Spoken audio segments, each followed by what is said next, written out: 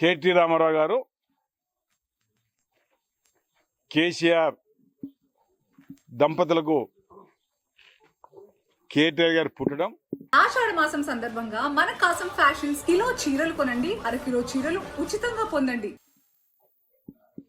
తెలంగాణ గడ్డ మీద పుట్టిన ప్రజలందరికీ ఎంతో సంతోషకరమైన దినం ఈరోజు. కేసీఆర్ గారేమో ఒకడు బయలుదేరి 1956లో ఆనాడు సమైక్య ఆంధ్రలో తెలంగాణ కలిపిన తర్వాత అప్పటి నుంచి 2001 దాకా ఎన్నో ఉద్యమాలు చేసినప్పటికీ, ఎంతో మంది చనిపోయినప్పటికీ, ఎందరో పోలీస్ తోటలకు చనిపోయినప్పటికీ తెలంగాణ సాధించలేకపోయారు.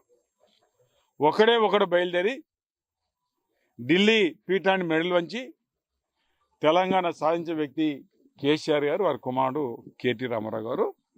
50వ సంవత్సరం జన్మదిన శుభ సందర్భం వారికి జన్మదిన శుభాకాంక్షలు. వారు తండ్రి అడుగుజాడల్లో ఒక విద్యావేత్తగా, ఒక మేధావిగా, ఒక మంచి ఉపన్యాసకుడిగా అటు బయట కానీ అసెంబ్లీ కానీ ప్రతిపక్షాలను గడగడలాడించిన వ్యక్తి కేటీ రామారావు గారు. మరి కేటీ రామారావు గారు మంత్రిగా ఉన్నప్పుడు దేశ విదేశాల నుంచి వేలాది కర్మాగారాలు తెచ్చి లక్షల మందికి యువతకు ఉద్యోగం కల్పించిన ఘనత కేటీఆర్ గారు దక్కింది.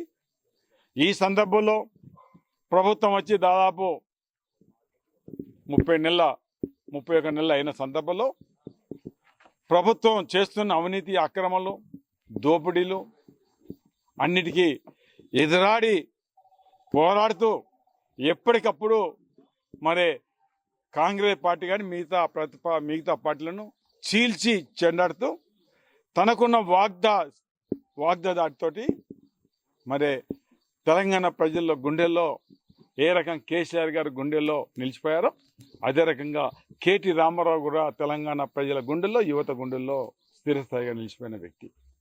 ఈ సందర్భంలో ఈరోజు ప్రజలంతా కోరుకుంటున్నారు, మళ్ళీ కేసీఆర్ గారు ఈ రాష్ట్రానికి ముఖ్యమంత్రి కావాలి, కేటీ రామారావు గారు ప్రధానమైన హోదాలో ఉండాలి అని ప్రజలు కోరుకుంటున్నారు.